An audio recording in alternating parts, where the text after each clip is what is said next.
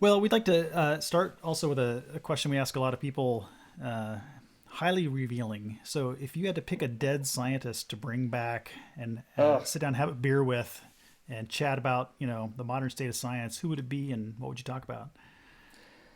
yeah. There's so many like the obvious one, Einstein and uh, you know Feynman and all these guys. They'd be fun. But I'll tell you what, I'm going to go with somebody who nobody else is going to pick, and that'd be Lavoisier. Ah, Okay. So both because I learned in doing the research for this book how important he was in figuring out what metabolism, what respiration was all about, and so he did a lot of really early big work, just sort of the foundational stuff that you don't even think about anybody having to figure out. Like what is oxygen and how does it work? Like the basic stuff like that. He didn't discover oxygen, but anyway, he had his head chopped off in the I was wondering if you're going to mention that part. yeah, he got guillotined, man. And so, Congratulations. I think being a scientist in this day and age, maybe it's always been political. There's always been politics and science have been interwoven, but he, in a scene that must have been something like we all saw on TV 2 weeks ago, people were at the gate, and came in and it didn't work out for him. They cut his head off. So, what would it be like? What was his take on it, and on the whole politics and science interaction, and how that all worked back then, and how different is it now? How much is the same? And also, I think he would just be super fun because, man, we've learned so much about the stuff he was excited about, in 200 years. So that would be a fun conversation. Yeah. So Lavoisier, I don't speak French.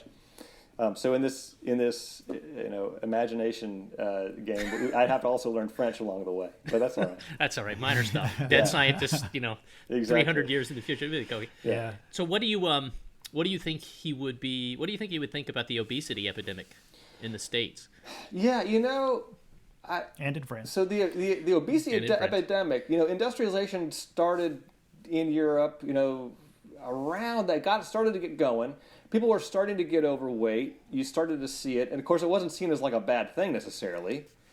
If you had a few extra pounds, that was kind of a sign of privilege. That's a very good point. Yeah, in those times. And so I'm not sure, but so I think the inklings of it were there.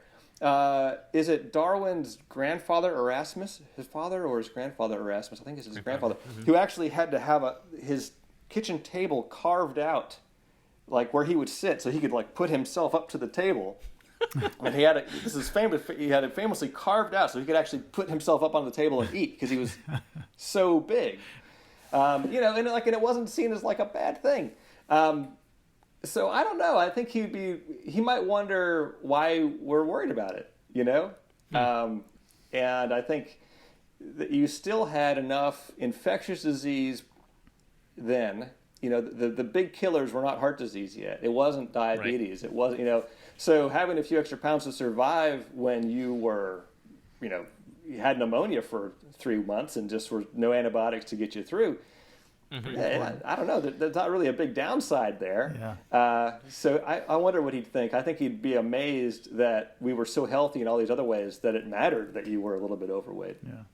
Yeah. It'd be awesome to take Lavoisier into the lab and show him, a modern flow-through respirometer with, Oh, man. 16-channel air switching device, and I know it. In the before times, the last trip my family took, I've got an 8 and a 6-year-old, and last summer, 2 summers ago now, we did our first big international trip, and we flew to Paris. And we have we have some family there, so we were there to visit family, but also to see Paris. And there's the museum of it's the Museum of Invention. And I forget what it's got a French name, surprisingly enough. And I don't remember what that is, but it's the Museum of Invention, and they have Lavoisier's lab mocked up. I couldn't believe it, and they have a little tank that he had built, this sort of double-walled tank where he put the guinea pig. You know about this? He put the guinea pig, and he had it melt the ice, and he measured how much water melted, and that's how he figured out how much heat happens. It's so brilliant. I still would be teach so about cool. that in my comparative animal physiology class, just because it's such a clever idea. Yeah. Anyway, and I was explaining this to my kids, and they're like, so the guinea pig went in there? And I'm like, yeah. And they're like, that's not nice for the guinea pig. And I'm like, well, good point, but, sorry. Hey, do you know was there mentioned in that exhibit that was the original guinea pig? You hear in science that the study thing is the guinea pig. I've always wondered where that came from. Can we credit Lavoisier with? He would have been good question. Why Well, it's ironic now that we talk about guinea pigs and we only study mice and fruit flies. So I know. There's got to be some history for that guinea pig. Oh, that's a good one. I got to track that down. I don't know. Okay. I don't know the answer to that. Good. That'll be. We can write that paper together. We'll figure out the history and where the guinea pig concept came from. Yeah. So one other really quick one. Tell us about a non-science hobby. I have during COVID, I have gotten really into woodworking. And so I grew up in a pretty kind of DIY rural part of Pennsylvania. So, like everybody worked on their own house and worked on their own cars, and that's what was the culture. And so my dad had a workshop, and he loved to do woodworking and stuff like that. And so, I kind of developed those skills as a kid a bit, but then, man, I spent grad school. You don't have any, I lived in an apartment, and then my first job at WashU, I had a little wood shop, and then 7 years in New York, and nobody has a wood shop in New York. That's insane. Yeah. And so I have been away from it for so long, but then I moved it here to Duke in 2018. We have a house where I can actually have some tools in a closet somewhere, and it's just been so fun to get back to it and to spend a day. I just built a dining room table that I need to finish. Need to put the polish on, and I built a patio, and I built a little crossbow for my kid.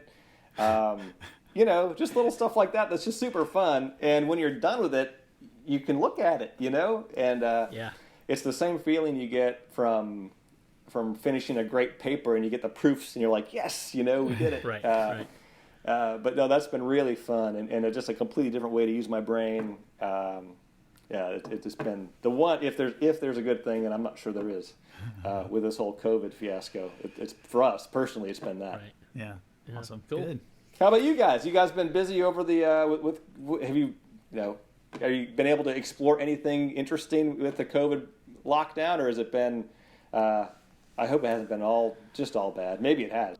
No. I got to explore a small town in Australia in which I was trapped on sabbatical when Australia went into the lockdown in March, and I was there for a couple more months. But actually, it was great in a lot of ways. I don't mind the kind of small town life, and being forced to do it. It's like, well, you can't travel, you can't do anything, which was a drag. We had a lot of big trips planned, but it was nice to get to know that local area. Yeah. So that's cool. Yeah.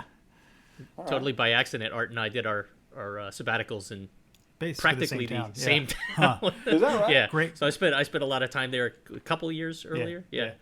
My baking prowess has improved a little bit during COVID, so that's a bit of a positive. But my family's a little bit tired from bagels and breads and all of the other things. They have a very different take on carbs than we're going to get to later today.